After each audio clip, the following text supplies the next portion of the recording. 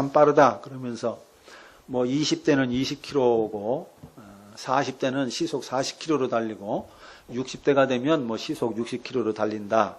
뭐 그런 이야기들을 하는데요. 제가 요즘 느끼는 세월은요. 비행기보다 훨씬 빠르다. 그런 생각을 합니다. 비행기보다 빠르게 지나가는 이런 시대.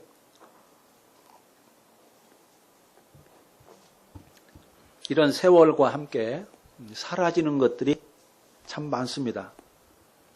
우리 삶에 정말 필요한 아주 소중한 것들이 많이 사라지고 있습니다. 예를 들어서 우리나라는 이 정의 문화죠. 사람과 사람 사이를 이어주는 이 정. 이 정이 점점 메말라가고 있고 사라져가고 있습니다. 또 동네가 사라지고 있습니다. 뭐 상하동, 동백동이라고만 하지 동네라는 말은 거의 사라져 없습니다. 동네 어른이 사라지고 있습니다. 또 이웃 사촌이 사라지고 있습니다. 예전에는 뭐 학교만 갔다 오면 뭐 학교에서도 그렇죠. 줄넘기, 자치기, 뭐 공기놀이, 뭐 이런 거 함께 하는 놀이를 참 많이 했는데 지금은 거의 이런 것들이 많이 사라지고 있습니다. 이와 함께 언어도 우리가 잃어버리는 언어들이 많이 있죠.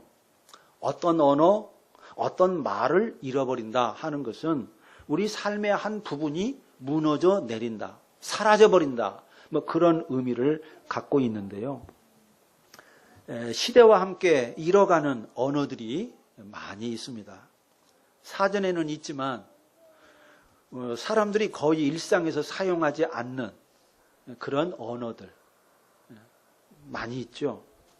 우정, 뭐 의리, 신뢰, 신의, 뭐 나눔 이런 단어들 참 우리 주변에서 거의 회자되지 않습니다.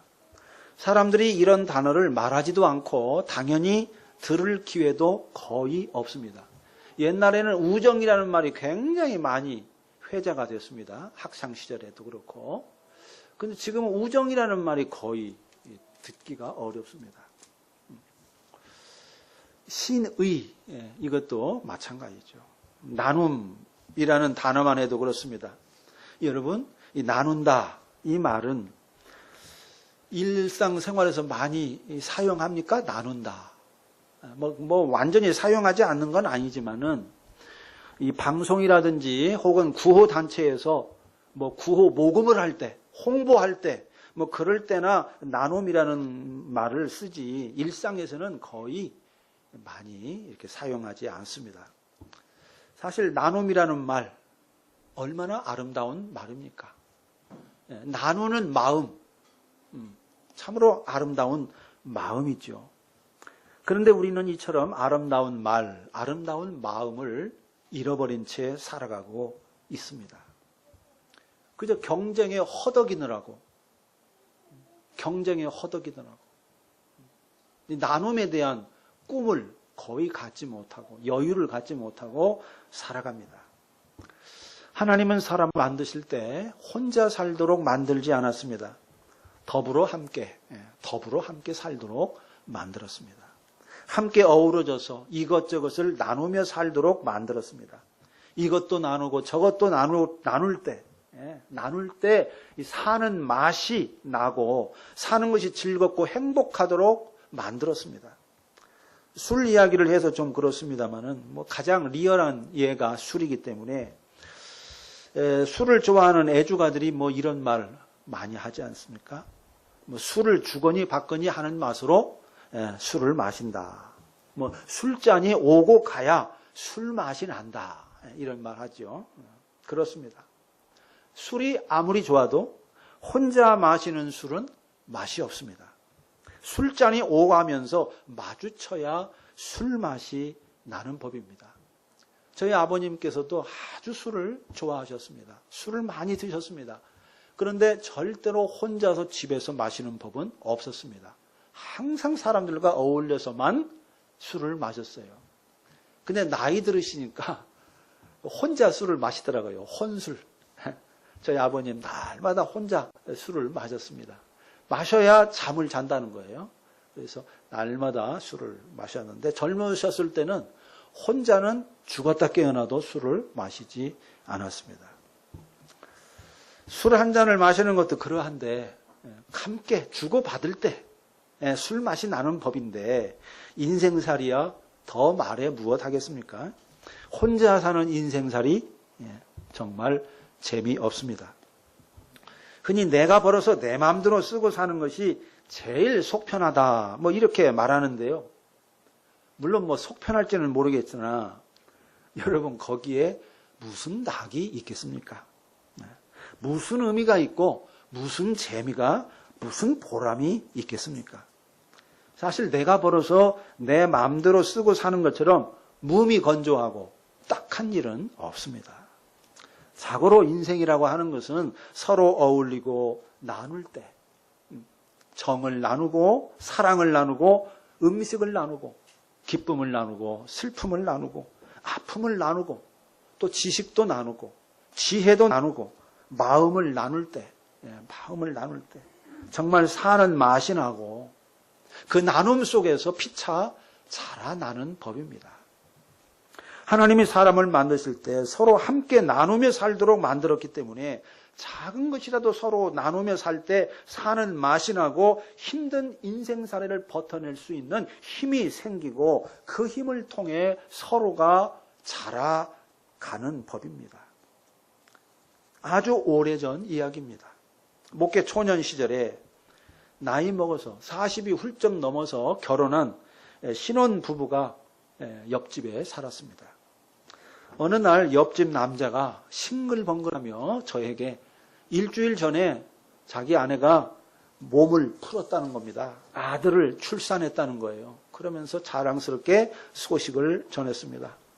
저는 그 소식을 듣고 아내에게 말했습니다. 옆집이 아들을 출산했다는데 뭐 작은 선물이라도 해야 되지 않겠어? 그래서 작은 선물을 했습니다. 뭐 오래 만난 사이도 아니죠. 뭐 마음을 주고받는 크리스찬도 아니고 뭐 마음을 주고받는 대화를 나눈 적도 없습니다. 그러나 오고 가면서 그냥 마주치는 그런 옆집에 사는 사람이었는데 그렇지만 출산을 축하하는 그런 마음을 작은 선물로 전한 거죠. 여러분, 바로 이런 것이 인생의 아름다움이고 살아가는 재미 아니겠습니까? 지난주 목요일에 2차 오두막 강좌를 모두 마쳤습니다. 12주 동안 구원의 세계를 탐험하는 참 멋진 여행을 또다시 했습니다. 돈 한 푼 받지 않고 교회에서 간식까지 다 주어가면서 구원의 영광과 비밀을 나누었습니다. 온 힘을 다해서 구원이 무엇인지를 설명하고 구원을 사는 길로 안내해 왔습니다. 12번의 강의를 2번씩 24회 강의하는 것 육체적으로는 힘들었습니다. 그러나 세상에서 가장 소중한 것을 나눈 그 시간들 너무나 기쁘고 뿌듯하고 감사했습니다. 지난주 목요일 날 모든 걸 다 마치고 집에 돌아갔는데 그렇게 행복할 수가 없었습니다. 이번에 오두막 강좌에서 제일 큰 은혜를 받은 것은 아마 조시영 형제가 아닌가 싶습니다. 조시영 형제가 아침에 카톡을 보냈어요. 김정은식으로 이렇게 이야기했습니다. 아니 그러니까니 구원이 멀다고 하면 안 되겠구만. 아시는 분만 아는 겁니다. 무슨 말인지 지금 모르시는 분들도 계세요. 참 제가 그걸 읽고 이번 오두막 강좌 핵심을 제대로 뚫었구나. 구원이 멀리 있는 게 아니다. 구원은 바로 내 앞에 있다. 내 손에 있다.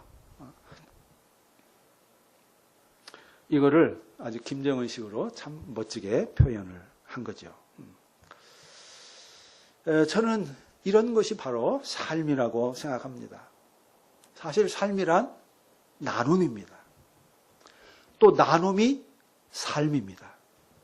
오늘 이 시대는 워낙 소유지향적인 시대이기 때문에 사회이기 때문에 소유가 곧 삶이라고 생각을 하는데요. 그것은 정말 엄청난 착각이자 오해입니다. 에리 프롬이 소유냐 삶이냐 하는 책을 벌써 반세기 전에 썼습니다. 이미 그때 수많은 사람들은 소유가고 삶이라고 생각했습니다. 소유. 그러나 에리 프롬은 no, 그렇지 않다. 이렇게 이야기했죠. 그렇습니다. 여러분, 소유는 결코 삶이 아닙니다. 소유는요, 삶을 소외시키고 옥죄일 가능성이 많을 뿐이지 삶을 진작시켜주지는 않습니다. 나눔만이 삶이고 나눔만이 기쁨입니다. 바울은 에베소 교회 성도들에게 여러 가지를 권면하면서 이 도둑질하지 말라 하는 권면까지 합니다. 도둑질하는 자는 다시 도둑질하지 말고 돌이켜 가난한 자에게 구제할 수 있도록 자기 손으로 수고하여 선한 일을 하라. 참 구체적인 권면입니다. 일할 힘이 있으면 정당하게 일해서 돈 벌고 그 돈 벌어서 일할 수 없는 자들을 도우라는 말입니다. 열심히 돈 벌어서 나누라는 거예요. 다시 말하면 나누기 위해서 돈 벌어라. 성실하게 일해라.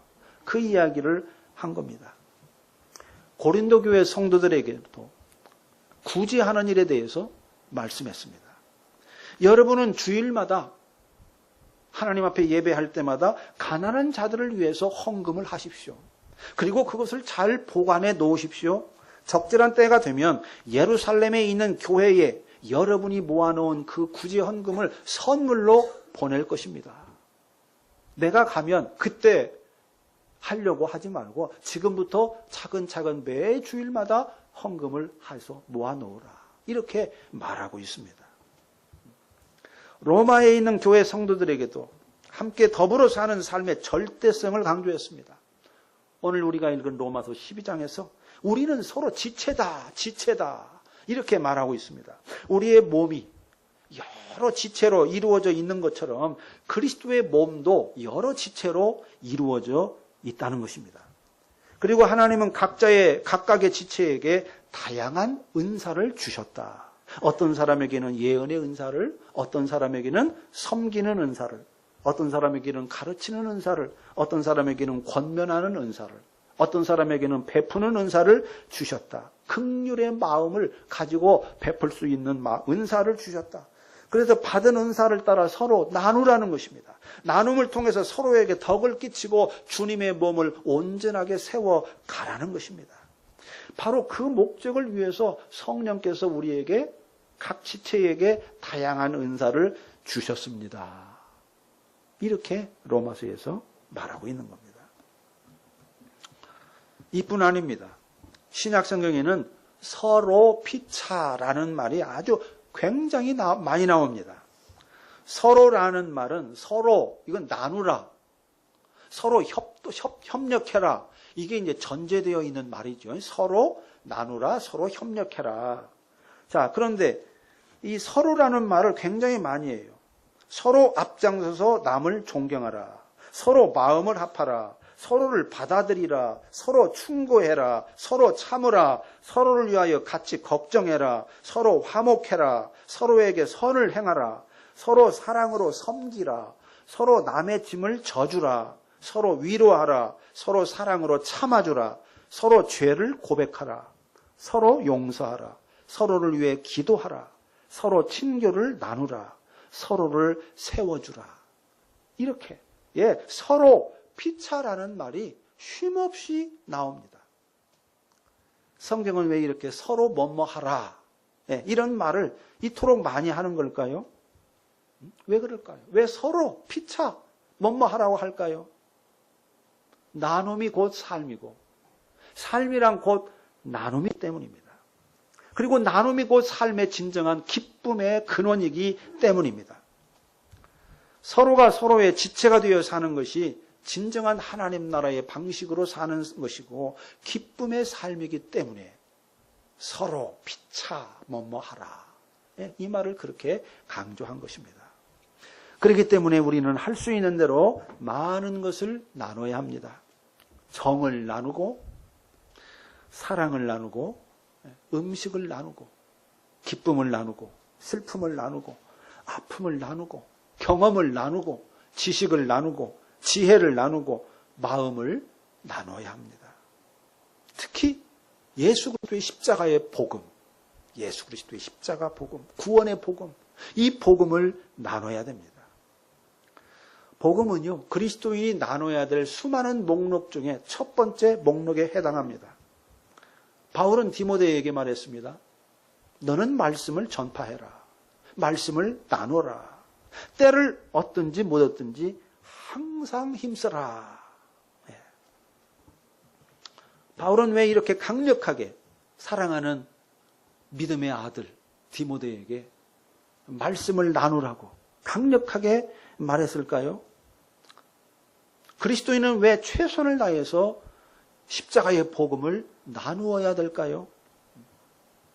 첫째는 복음은 이 집이나 아내처럼 나 혼자 차지하라고 주어진 것이 아니고 많은 사람들과 함께 나누라고 주어졌기 때문입니다. 예수님이 제 아들을 부르실 때를 보십시오. 예수님이 제 아들을 부르실 때 어떻게 불렀습니까? 뭐라고 불렀습니까? 자기 꽁무니를 따라다니라고 부르지 않았습니다. 사람 낚는 어부가 되게 하겠다며 불렀습니다. 이스라엘 집에 잃어버린 양을 찾으라고 불렀습니다. 거저 받았으니 거저 주라고 불렀습니다. 세상 끝까지 가서 하나님 나라의 비밀을 모르는 자들과 나누라고 불렀습니다. 옳습니다. 복음이라고 하는 것은 자기 안에 고이 간직해야 하는 것이 아닙니다. 다른 사람에게 빼앗길까 봐 감춰야 되는 것이 아닙니다. 복음은 다른 사람과 나누어야 하는 것입니다. 나누어야 하는 것, 이것이 복음의 본질입니다. 복음이라고 하는 것은 나누어야 하는 것이기 때문에 나누지 못하면 어떻게 될까요? 나누지 못하면 1차적으로 복음이 질식해서 죽습니다. 복음의 본질은 나눔이기 때문에 나누지 않으면 복음이 죽어요. 풀이나 나무가 태양을 보지 못하면 누렇게 말라 죽고 또 샘물을 퍼내지 않으면 샘물이 고여서 썩어버리듯이 이 복음도 나누지 않고 내 안에 가두어 놓거나 교회 속에 가두어 놓으면 복음이 누렇게 말라 죽고요. 복음이 썩어서 냄새가 나게 됩니다. 그뿐이 아닙니다. 2차적으로는 그리스도의 영혼이 메말라 죽습니다. 첫째는 복음 자체가 메말라 죽고 두 번째는 우리의 영혼이 메말라 죽어요. 복음을 나누는 것은 마치 영혼의 운동과 같습니다. 우리의 육체가 운동을 해야만 근육이 탄탄해지고 근육이 탄탄해야만 활력이 넘치는 것처럼 그리스도인의 영혼도 복음을 나누는 이 영혼의 운동, 이거를 해야 영혼이 탄탄해지고 영혼의 활력이 넘치게 되는 거지. 나누지 않으면은 영혼이 시들시들 메말라 져버립니다. 고목나무처럼 딱딱하게 굳어버립니다. 복음을 전하지 않는 세월이 가면 갈수록 영혼이 딱딱해지고 자기 고집만 강해지고 그래서 사람이 편협해지고 고리타분해지고 아주 옹졸해집니다. 그러므로 여러분 복음을 나눠야 합니다. 복음은 소유하라고 주어진 게 아니라 나누라고 주어졌기 때문에 복음을 질식시키지 않기 위해서 또 내 영혼을 활성화시키기 위해서라도 질식시켜 메말라 죽지 않기 위해서라도 우리는 복음을 나눠야 합니다. 때를 얻든지 못 얻든지 복음을 전파하고 나눠야 하는 것입니다. 두 번째로 우리가 복음을 나누어야 하는 이유는 모든 인간이 죄인이기 때문입니다. 인간이 죄인이라는 사실은요, 종교적인 진단이 아닙니다. 기독교만의 진단이 아닙니다. 이것은 역사적 사실이고 우리 모두가 인정하는 구체적 사실입니다. 자신의 내면과 언행을 조금이라도 정직하게 들여다보는 사람이라면 인정할 수밖에 없는 구체적 사실입니다. 만약 누군가가 나는 죄인이 아니야 이렇게 말한다면 그 사람은 정신병자이든지 심리적으로 아주 무감각한 사람이든지 아니면 자기를 돌아보지 않는 전혀 자기의 내면을 돌아보지 않는 사람이든지 좌우간 뭔가가 막혀 있는 사람인 것이지 정상적인 사람은 아니라고 봐야 할 겁니다. 나는 죄인이 아니야. 내가 왜 죄인이야? 그런 사람은 정말 심각한 자기 인식에 장애가 있는 거죠. 사람은 죄인입니다. 사람은 너나 할 것 없이 수많은 죄와 어둠에 갇혀 삽니다. 자기 안에 갇혀 살고, 돈에 갇혀 살고, 권력에 갇혀 살고, 육체의 욕망에 갇혀 살고, 노동에 갇혀 살고, 세상의 상식과 도덕에 갇혀 살고, 시대 문화에 갇혀 살고, 오래된 전통에 갇혀서 삽니다. 근본적으로 사람은요, 자기 안에 있는 죄, 여기에 갇혀 살고 자아, 자기의 세계 안에 갇혀 삽니다. 예수님은 죄를 범하는 자마다 죄의 종이다. 이렇게 요한복음에서 말씀했습니다. 죄를 범하는 자마다 죄의 종이다. 모든 인간은 죄의 종으로 살고 있습니다. 모든 인간은 죄인이며 모든 세상살이는 죄의 종살이입니다. 아무리 멋들어지게 사는 사람도 교양을 갖추고 뭐 없는 것 없이 다 갖추고 산다 하더라도 결국 죄의 종살이 하는 것입니다. 사람이 어떻게 죄의 종살이를 합니까? 겉으로만 보면은요, 사람들이 자기 마음대로, 자기 의지대로 죄를 짓는 것 같아 보입니다. 자기 뜻대로 죄를 짓는 것 같아 보여요. 그런데 정말 그럴까요? 깊이의 차원에서 보면 그렇지 않습니다. 사람은 자기 의지대로 죄를 짓는 게 아니라 죄라고 하는 권세에 짓눌려 굴복하면서 죄를 짓습니다. 죄에 사로잡혀 죄를 짓고, 죄에 이끌려 죄를 짓고, 죄를 향해서 죄를 짓고, 죄를 내면화해서 죄를 짓습니다. 죄를 내면화한다 이 말은 죄를 합리화한다 이 말이에요. 죄를 합리화해서 죄를 짓습니다. 사람들은 그렇게 생각하지 않지만은 사실은 다 그래요. 모든 인간이 죄에 사로잡혀 죄를 짓고, 죄에 이끌려 죄를 짓고, 죄를 향해 죄를 짓고, 죄를 내면화하고 합리화하면서 죄를 짓습니다. 예수님도 이 사실을 아셨습니다. 그래서 죄를 범하는 자마다 죄의 종이다 이렇게 말한 겁니다. 우리가 생각하는 대로 그 사람이 죄를 지었어. 그 사람이 죄를 지었으니까 사실은 뭐라고 해야 됩니까? 너는 죄의 주인이야. 네가 죄를 지었잖아. 그러니까 너는 죄의 주인이야. 이렇게 말해야 우리가 생각하는 것과 맥락이 맞아떨어지는데 예수님은 죄의 주인이라고 하지 않았어요. 죄의 종이라고 그랬어요. 죄가 나의 주인이고 나는 죄의 종이라는 겁니다. 그것이 훨씬 더 정직한 그리고 정확한 진단인 거죠. 우리는 죄의 종입니다. 그리고 이처럼 모든 사람이 죄의 종이기 때문에 사람은 다른 무엇보다도 죄에서 해방되어야 합니다. 죄의 권세에서 해방되어야 합니다. 종은 자기 스스로의 힘으로 해방될 수 없어요. 죄의 종은 죄의 종의 상태에서 스스로 자유할 수 없습니다. 그러나 인간에게 어쨌든 가장 중요한 해방은 뭐냐? 죄로부터의 해방이에요. 이게 가장 근원적인 해방입니다. 그것이 구원의 시작이고 구원의 핵심입니다. 예수의 복음이 바로 우리를 죄의 권세에서 해방시키는 능력의 복음인 겁니다. 그러므로 때를 얻든지 무엇든지 예수의 복음을 전파하고 나눠야 하는 것입니다. 모든 인간은 죄인이니까 이 복음을 들어야 되고 들어야 되니까 그 사람들과 나눠야 되는 거죠.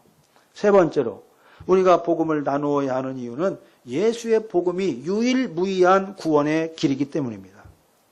예수님의 수제자인 베드로는 예루살렘 사람들에게 설교했습니다.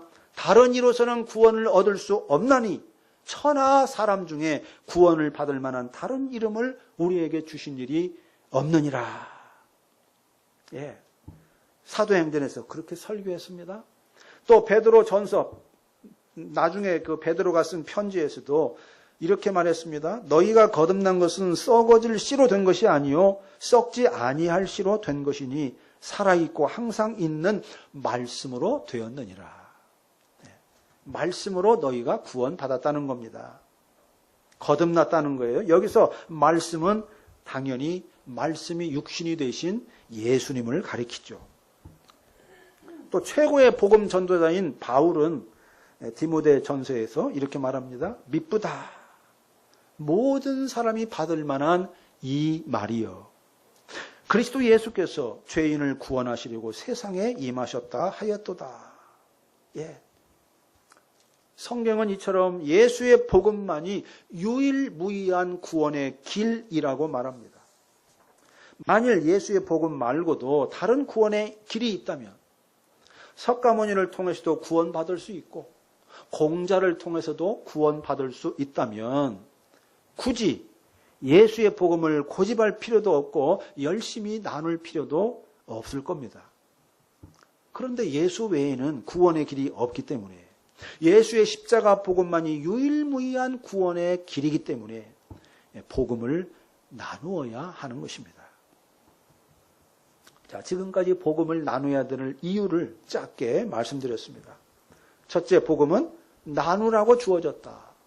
둘째, 모든 인간은 죄인이다. 셋째, 예수의 십자가 복음만이 유일무이한 구원의 길이다. 그러므로 때를 얻든지 못 얻든지 구원의 복음을 전파하고 나눠야 된다. 이것이 제가 드린 말씀의 요지입니다. 옳습니다. 그리스도인의 삶은 복음을 나누는 삶이어야 합니다. 예수님은 우리를 복음을 나누는 삶을 살라고 불렀습니다. 영국의 존 스타트 목사님은 지금은 이제 돌아가셨는데요. 제가 젊은 시절에 아주 좋아했던 분이고 많은 영향을 받았던 분인데 이 존 스타트 목사님은 복음 전도와 관련해서 중요한 두 마디를 했습니다. 수많은 사람들이 기독교가 무엇인지 명확히 알지도 못한 채 거부하고 있다. 기독교가 무엇인지 명확하게 알지 못한 채 기독교를 거부하고 있다는 겁니다. 자, 또 한마디는 어떻게 그리스도인이 되는지를 알기만 한다면 그리스도인이 될 수 있는 사람들이 수없이 많다. 맞습니다. 아주 정확한 진단이에요. 기독교를 피상적으로 알고 있기 때문에 복음을 거부하는 자들이 많습니다. 또 복음을 잘못 알고 있기 때문에 거부하는 자들도 많고요. 복음이 무엇인지 아예 모르기 때문에 거부하는 자들도 많습니다. 특히 요즘에는 우리나라의 상황에는 이 교회에 대한 부정적인 인상 때문에 복음 자체를 거부하는 자들도 상당히 많습니다. 자, 이거는 뭘 말합니까? 우리 주변에는 아직도 복음을 제대로 설명하고 가르치기만 하면 그리스도인이 될 수 있는, 복음을 믿고 하나님의 백성이 될 수 있는 사람들이 아주 많이 있다. 그 말입니다. 아주 많이 있습니다. 그러므로 우리는 예수 그리스도의 복음을 제대로 설명하고 가르치는 일에 최선을 다해야 하겠습니다. 그냥 예수 믿으세요. 우리 교회 나오세요. 뭐 이렇게 한마디 하는 건 말고 좀 더 인격적인 방식으로 복음을 나누어야 하겠습니다. 기독교를 오해한 채 복음을 거부하는 사람들, 교회에 대한 부정적인 생각 때문에 복음에 냉소적인 사람들에게 다가가서 좀 더 자세하게, 그리고 좀 더 솔직하게, 좀 더 마음을 담아서 좀 더 정확하게 우리가 복음을 전해야 하겠습니다. 한 사람을 마음에 품고 기도하면서 복음을 나눠야 되겠습니다. 물론 방법은 아주 다양합니다. 상황에 따라서, 사람에 따라서 천태만상 아주 다양할 수 있습니다. 주일 예배 때 들었던 말씀을 나누어도 되는 거죠. 정을 또 일상에서 경험하고 깨달은 것을 나누어도 됩니다. 그저 평범하게 살아가는 이야기를 나누어도 됩니다. 정을 나누고 삶을 나누고 사랑을 나누고 실패와 자기 아픔도 나누고 경험과 깨우침을 나누면 되는 거죠. 그런 나눔을 통해서 구원의 복음이 함께 나누어질 것이기 때문에 우리의 모든 나눔은 결국 복음의 나눔에 참여하게 되는 것이기 때문에 우리는 여러 가지로 나눌 수가 있고 복음을 전할 수 있습니다. 오늘 설교 서두에서 나눔이 곧 삶이다. 삶이란 곧 나눔이다. 이렇게 말씀드렸습니다. 서로 함께 나누며 살 때 진짜 사는 맛이 난다. 말씀드렸습니다. 옳습니다. 나눔이 삶입니다. 소유가 삶이 아니라 나눔이 삶입니다. 진정으로 우리는 나누기 위해서 나눔이 우리 삶의 목표가 되어야 합니다. 나눔이. 뭘 나눌 것인가? 뭘 나눌 것인가? 예수님을 믿고 도대체 인생에 내가 태어나서 하나님을 알게 되었고 복음을 깨닫게 되었는데 내 앞으로의 인생은 뭘 나누며 살까? 그걸 가지고 제가 20대에 고민했습니다. 뭘 나눌 수 있을까? 내가 나눌 수 있는 것이 뭘까? 그러다가 복음을 나누는 삶을 살아야 되겠구나. 내가 가장 잘할 수 있는 게 이것이겠구나. 그런 생각을 했어. 그래서 신학을 하고 목사가 되고 복음을 나누는 이런 삶을 걸어오게 됐습니다. 사람마다 제각각 다르죠. 뭘 나눌 것인가? 나눌 것은 각각 다를 수가 있습니다. 그러나 우리 궁극적인 삶의 목표는 나눔에 있어야 되는 거죠. 나눔. 뭘 나누며 살 것인가? 나는 무엇을 통해서 하나님의 복음을 나눌 것인가?